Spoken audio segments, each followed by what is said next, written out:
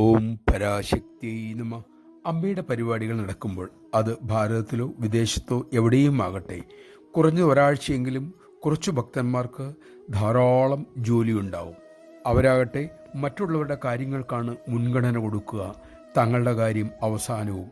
ഊണും ഉറക്കവും പോലും ഒഴിവാക്കി സന്തോഷത്തോടെ സേവയിൽ മുഴുകുന്ന ഒരു കൂട്ടം ഭക്തന്മാർ. അവർ ക്ഷീണിക്കുന്നില്ല, അവരുടെ ഉത്സാഹം കുറയുന്നില്ല.